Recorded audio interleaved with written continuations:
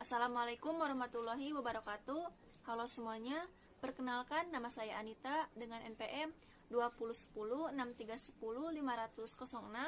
Saya dari kelas 3A, Prodi Pendidikan Matematika, Fakultas Keguruan dan Ilmu Pendidikan.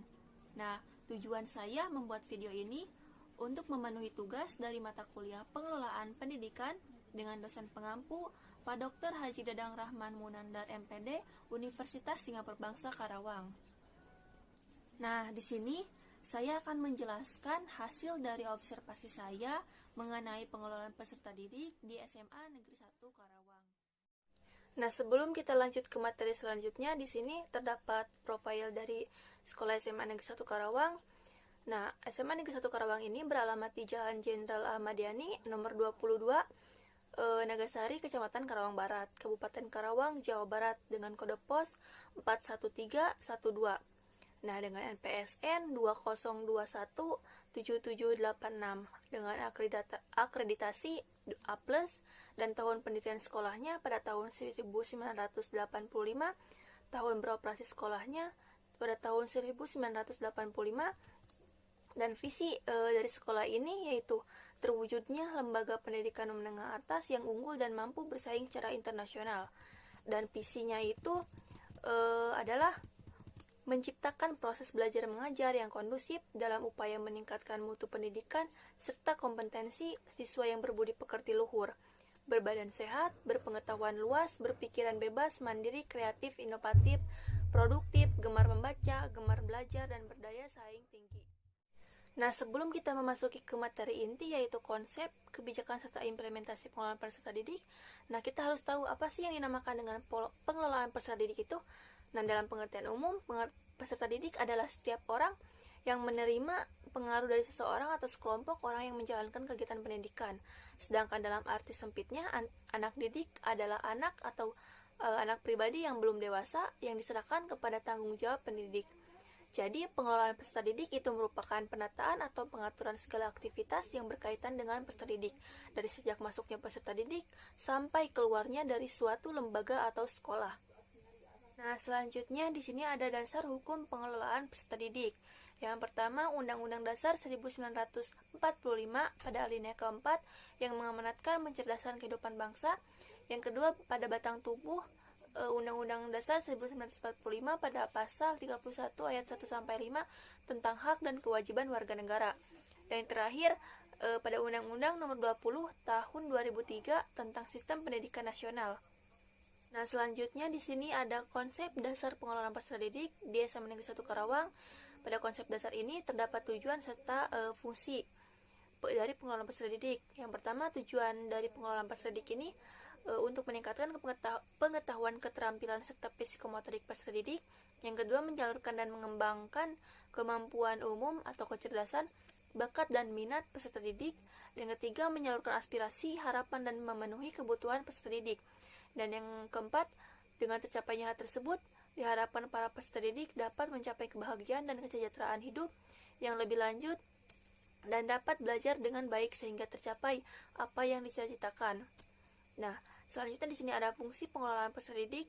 Yang pertama, fungsi untuk mengembangkan potensi yang dimiliki oleh setiap individu meliputi potensi kecerdasan dan bakat. Yang kedua, fungsi pengembangan sosial. Yang ketiga, fungsi penyaluran pendapat serta keinginan peserta didik. Yang keempat, fungsi pemenuhan kebutuhan peserta didik. Nah, selanjutnya di sini ada prinsip-prinsip pengelolaan peserta didik. Yang pertama, pengelolaan peserta didik dipandang sebagai bagian dari keseluruhan pengelolaan sekolah.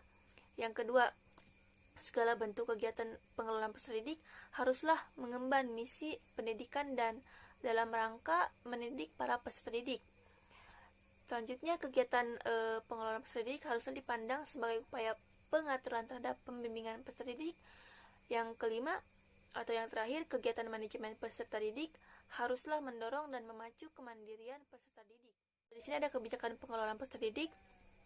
Yang pertama ada kebijakan sekolah. Pada kebijakan ini, penerimaan peserta didik hendaknya harus memperhatikan hal-hal sebagai berikut.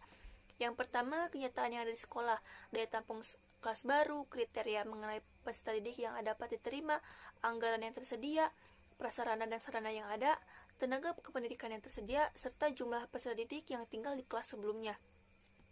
Yang kedua, sistem pendaftaran dan seleksi atau penyaringan yang akan diberlakukan untuk peserta didik, yaitu sistem promosi dan sistem seleksi. Selanjutnya ada kebijakan publik. Nah, pada kebijakan publik ini yaitu wajib belajar 12 tahun. Wajib belajar ini merupakan salah satu program yang gencar fungsi pokok dari program belajar, yaitu sesuai yang tercantum dalam Peraturan Pemerintah Republik Indonesia Nomor 47 Tahun 2008. Nah, wajib belajar ini berfungsi mengupayakan perluasan dan pemerataan kesempatan memperoleh pendidikan yang bermutu bagi setiap warga negara Indonesia. Nah, selanjutnya ada kebijakan kurikulum. Pada kebijakan kurikulum ini di Indonesia secara sederhana dapat dipetakan menjadi 3 bagian, yaitu masa pra-kemerdekaan, kemerdekaan, dan reformasi. Nah, kebijakan perubahan kurikulum 2013 ini yang merupakan sebuah ikhtiar dan wujud dari prinsip dasar kurikulum change and continuity tersebut, yaitu hasil kajian, evaluasi kritik, respons, prediksi, dan berbagai tantangan yang dihadapi. Sini ada implementasi pengelolaan peserta didik. Implementasi pada pengelolaan peserta didik ini yaitu pelaksanaan penerapan di dalam pembelajaran tidak selama memperhatikan kegiatan intrakurikuler. Ada juga kegiatan ekstrakurikuler, di mana kegiatan ekstrakurikuler ini dapat mengembangkan bakat dan minat pada peserta didik. Karena tidak semua siswa memiliki kemampuan akademik saja, dan dengan adanya kegiatan ekstrakurikuler ini merupakan bagian internal proses belajar dalam memenuhi peserta didik. Antara kegiatan intrakurikuler dan ekstrakurikuler ini tidak dapat dipisahkan, melainkan kedua saling melengkapi, dan kegiatan ekstrakurikuler ini sendiri untuk menyalurkan bakat atau pendorong perkembangan potensi anak didik untuk mencapai taraf maksimum. Nah, dapat disimpulkan bahwa dalam pengelolaan peserta didik ini adalah suatu penataan atau pengaturan segala aktivitas yang berkaitan dengan peserta didik, yaitu dari mulai masuknya peserta didik sampai dengan keluarnya peserta didik tersebut dari suatu sekolah atau suatu lembaga.